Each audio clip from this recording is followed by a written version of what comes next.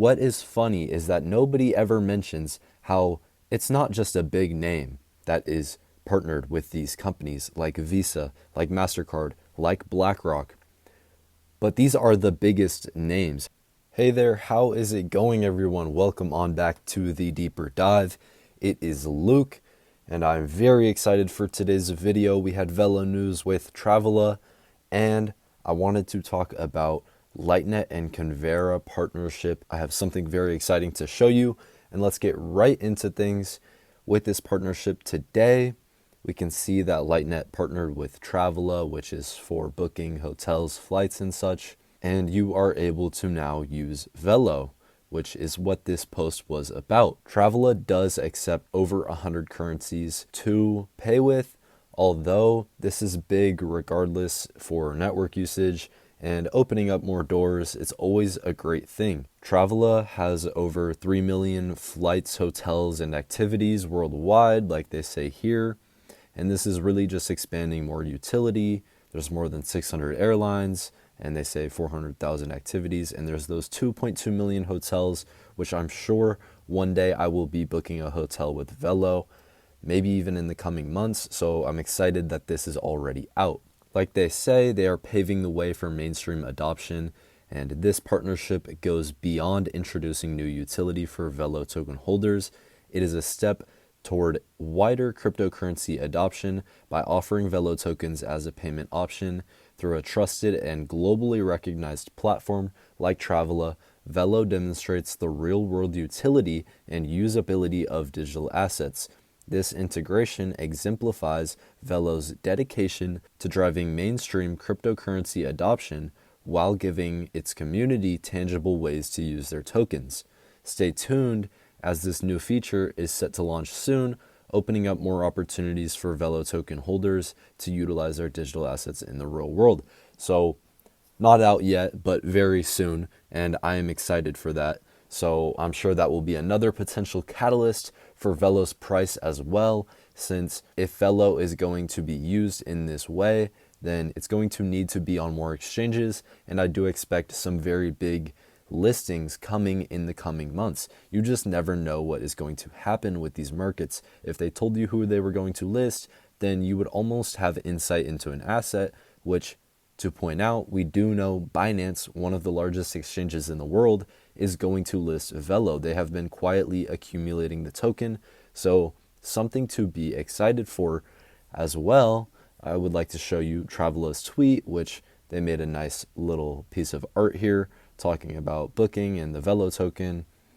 And you can see from Pure 8 Nature here on X that we have photos of different places you could book. And imagine booking these with Velo. It requires quite a lot of money per night.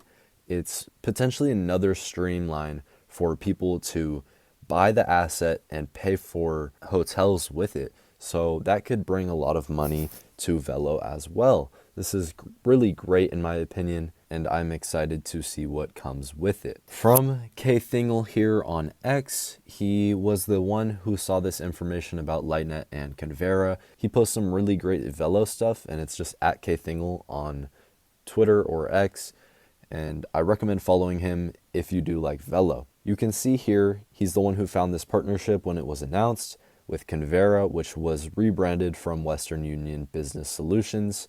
Thank you, K Thingle, for doing all the work for me. They describe themselves as the world's FX payments leader with a revenue of $170 billion in 2023. Now, there's a lot of big details about this, although I would mainly like to show the partnership, which we can see here, which was on their LinkedIn, and from Lightnet Group, not Velo, but Lightnet, their sister company. Still big, Lightnet uses Velo. And I can show you their site here, very professional. They were at Money 2020, which is a big event for fintech and payment leaders, people in that industry to go and meet together. Lots of banks go. Overall, a very big event for networking and making partners, which is actually where we saw Lightnet and JP Morgan talk about their partnership, how they were meeting at Money 2020, and then we're looking forward to what they would do with their partnership. Now, Convera here, you can see their website, and they have a very big network. You can see it here, 140 currencies, over 26,000 customers, 200 countries. So how will they work with Lightnet? Are they just another plug and play, or will Lightnet have a further role in infrastructure? Sometimes you just never know. It could be possible. If they're just a partner, I'm curious why they need Convera. So that is what makes me think something more could be going on there. I would like to see them potentially use their tech for something. Who knows, maybe we will find out in the future. Although this is the very exciting thing that I wanted to share with you guys on a Convera blog post about what's next for stablecoins, Web3, and blockchain-based payments.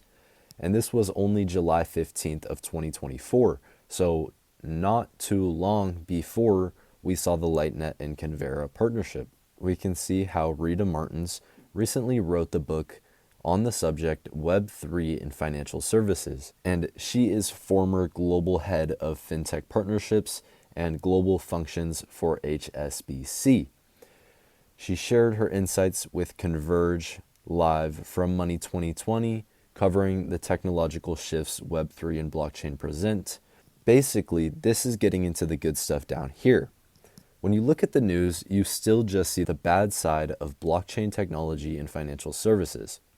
You see the big collapses like the FTX problem, and she wanted to write a book on what really explains some of the use cases, what it means for someone working in the financial services. It's still an evolving space, so what are some of the changes or things that need to change within the ecosystem for it really to be mass adopted by financial services?